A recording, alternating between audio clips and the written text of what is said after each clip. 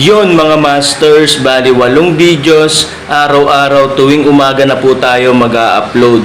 Maraming salamat sa mga solid kong masters dyan na patuloy pa rin na sumusuporta sa aking mga ina-upload na kwento o videos. At sa mga hindi nag-skip, maraming salamat po sa inyong lahat. At mag-iingat po kayo palagi and God bless. Magandang gabi mga masters, bali ngayon po ay 8 videos po ma-upload ko po sa aking YouTube channel. Tama nga mga masters, 8 videos nga po ma-upload ko. Yon, what's up mga masters? Nandito na naman tayo sa panibagong araw, panibagong kabanata na naman ang pagsasama-samahan natin ngayon guys.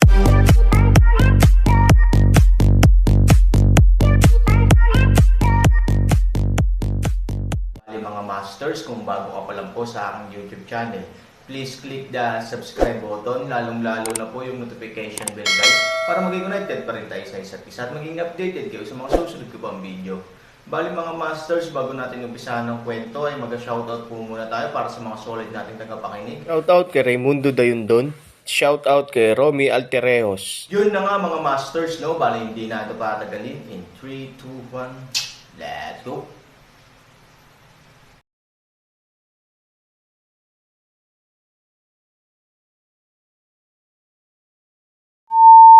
Nang biglang kumislap ang gininto ang liwanag ng 8 tunay na Diyos, may gintong katawan ng tao sa tunay na katawan.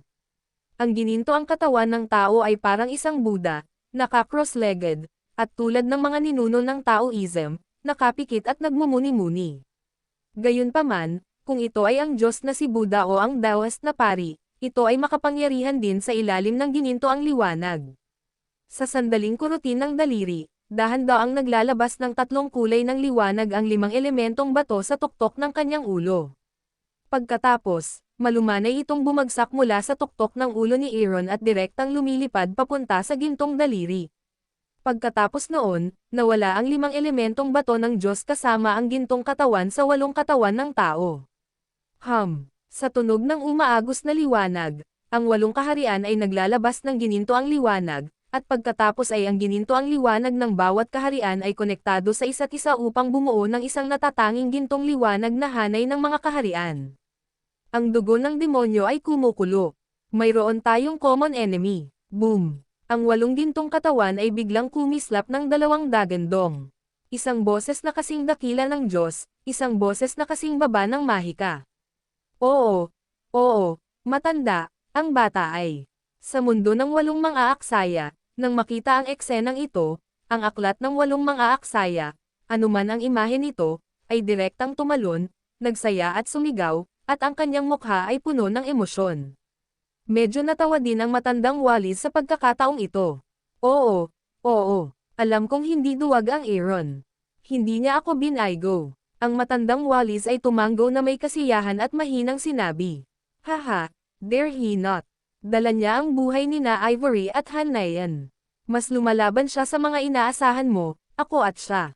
Kung hindi siya magtagumpay, hindi ko siya hahayaang mabuhay sa impyerno. Tumawa si Bawang Tianshu. Oo, maaari mong sabihin sa 8 kaparangan na Tianshu ang kanyang amo na labis na naagrabyado. Kung pananagutan ka niya, hindi ka susuko, pero ngayon, hindi nagsalita ang matandang Wallis at tumawa. Pero ngayon, napapasaya ako ng batang ito. Nakangising sabi ng 8 kaparangan na Tianshu, gayunpaman, hindi alam kung paano ang magiging epekto. Sa lupa, sa oras na ito, nakita namin ang 8 gintong ilaw na pinagsama sa isa, 2 malalakas na tinig ang kumalat mula sa langit, at lahat ay nagkatinginan kahit na hindi ko alam kung ano nangyari sa Aaron mismo, tila napakahusay mula sa pananaw ng momentum. Ang pinakamataas na antas ng 4 na hanay ng mga kaluluwa ng North Underworld. Pagkatapos ng 8 totoong katawan, anong mga special effect ang mayroon ka? Hindi napigilan ni Luroakshuan na magtanong ng mahina. Tinanong mo ako, sinong tatanungin ko? Galit na sagot ni Luroaksen, aling palayok ang hindi nagbubukas, aling palayok. Kung hindi si Luroakshan ang taong ito, matagal na niya itong sinampal. Hindi ko alam kung saan ko siya sasampalin. Gayunpaman, hindi ito dapat maging epekto ng 8 kaharian. Hindi tama ang hininga. Umiling si Luroaksen pagkatapos ng tiwala sa sarili na pagmamasid. Anong ginagawa mo? Patayin mo siya. Nakakita si Ye Gotcheng ng tuwid na gas jump fit, nais ngayon na makita ang Aaron mula sa langit, mula noon ay palom sa mundo. Ngunit sa sandaling lumabas ang mga salita, nakaramdam ako ng mali. Sa pagbabalik tanaw sa pamilya o sa paligid ko, si Ye Gotcheng ay hindi nakaimik sa sukdulan. Sa ganoong lugar, ang pag-uutos kay Aoshi na gumawa ng mga bagay ay hindi para magalit ang mga tao. Ano kayang gagawin niya? Boom! Ang 8 totoong katawan ay biglang nabigla sa gintong liwanag. Biglang nanginig ang halberd ng water god sa dibdib ng totoong katawan. Agad na binalot ng gintong liwanag ang dugo sa may butas na dibdib. Sa pagkakaugnay ng mga tunay na katawan, nag-interlace at nakipag-ugnayan sila sa isa't isa. Nang bumalik ang dugo sa dibdib, biglang gumaling ang sugat na kasing laki ng mangkok. Bang! Ang water god halberd na hindi nakapasok halos ang buong ulo ay agad na napailing, at si Aoshi, na hawak ang water god halberd, ay biglang bumagsak ng 10 metro. Poof! Ang isang subo ng dugo ay direktang nag-spray out, si Aoshi ay nagmamadaling umatras ng ilang hakbang, na halos hindi nagpatatag sa kanyang anyo. Ano? What the hell? Aoshi Leng, isang mukha na nawawalan ng pag-asa sa Aaron. Siya ay medyo nalilito. Tinusok na niya ng halberd ang dibdib ni Aaron. Sa kanyang sariling kakayahan at kapangyarihan ng Shueishan halberd, ang Aaron ay nakatanggap ng isang nakamamatay na pinsala. It's a question if he can survive, not to mention that he can break away from himself. But the fact is that this guy not only broke free, but also fight back. Direkta siyang kinilig sa 5 internal organs niya. Ikaw anak, 3 beses at 4 na beses mo na akong ginugulo. Wala akong pakialam kung ano ang sitwasyon mo, at wala akong pakialam kung anong masasamang paraan ang ginagamit mo. Kukunin ko ang buhay mo ngayon. Mabangis na pinunasan ang dugo sa mga sulok ng kanyang bibig, galit na tumingin si Aoshi. Gusto kong makita kung matigas ang 8 katawan mo o mas matalas ang water god halberd ni Lao Su. Boom! Ang enerhiyang bituin na dagat sa likod ng Aoshi ay direktang nasusunog. Gamit ang wave of water god halberd sa kanyang kamay, muli siyang bumangga. Boom! Halberd at magpas siya sa mundo. Piliin ang dibdib ni Aaron. Magbahagi ng isang karaniwang galit. Boom! 8 totoong katawan ng sabay-sabay. Bang! Napailing muli si Aoshi ng ilang metro, at ang dibdib ni Aaron ay nag-iwan din ng sugat na kasing laki ng mangkok, ngunit sa ilalim ng gininto ang liwanag, mabilis itong nabawasan sa laki ng kanyang hinlalaki. Hingal na hingal si Aoshi at namumula ang kanyang mga mata. Bigla siyang bumitaw at umatake ulit. Sa liwanag ng espada at anino ng espada, muling lumaban at umatras si Aoshi, ngunit nagtiyaga pa rin siya. Nang handa na siyang manirahan sa mundo, biglang gumalaw ang Aaron. Zing! Punta ka ulit. Ngunit sa pagkakataong ito, hindi nito sinaksak ang world universe at kyuso sa dibdib. Umaagos pa rin ang dugo, ngunit hindi ang dibdib ni Aaron ang dumudugo, kundi ang kanang kamay ni Han 3,000 ang dumudugo muli. Ano? Iyon. Kinuha talaga ng batang iyon ang halberd ng Augentian gamit ang kanyang kamay para ayusin ang mundo. Baliw ba siya? Panipi. Hindi mabilang na mga tao ang labis na nalilito tungkol dito. Bagamat ang Aaron ay pasibo na nagtatanggol hanggang ngayon, nasakop niya ang mga puso ng maraming tao. Kung tutuusin, sa harap ng tunay na Diyos, ipinagmamalaki ni Aaron kahit natalo na siya. Ngunit sa kasalukuyan, ang operasyon ng Aaron ay direktang kumikislap sa baywang ng lahat. Para saan ito? Mahirap bang lumaban? Kaya mo bang lumaban gamit ang iyong palakol na pango? Pagkatapos ng lahat, ito ang hari ng lahat ng uri ng mga kasangkapan. Kahit ipikit mo ang iyong mga mata, ito ay mas mahusay kaysa sa anumang bagay. Hindi mapigilan ni Lu Wuzhen na makaramdam ng galit at nakakatawa. Sa katunayan, hindi niya alam kung ano ang gusto ng Aaron. Ang lalaking ito, hindi ba? Hindi ba dapat ay diretsyong kunin ang water god halberd sa kamay ni Aoshi? Sumimangot si Lu Roakshuan at kakaibang sinabi. Pagkasabi niya nito ay medyo nakaramdam siya ng katuwaan. Ang talino ng tanga diba? Bagamat nakakatawa rin si Lu Ruaksan sa pahayag na ito ang tanging dahilan na makapagpapaliwanag sa gawin ni Aaron. Stupid. Sumimangot si Lu Ruaksan at sinabing, si Aoshi iyon, ang tunay na Diyos ng lahat ng direksyon. Hindi siya ang nagtitinda ng gulay sa kalye. Napakamadali niyang pagnakawan ang kanyang mga sandata. Hindi ba iyon ang paraan para mamatay? Tingnan mo kung ano ang ginagawa ng tanga. Sayang at pinagyayabang mo pa siya. Sa aking palagay, isa lang siyang asno. Hindi nakakalimutan ni Yegatcheng na libakin ang Aaron sa anumang pagkakataon. Sa ilang sukat, ang paninibugho ni Yegatcheng sa Aaron ay umabot sa isang tiyak na estado ng pathological.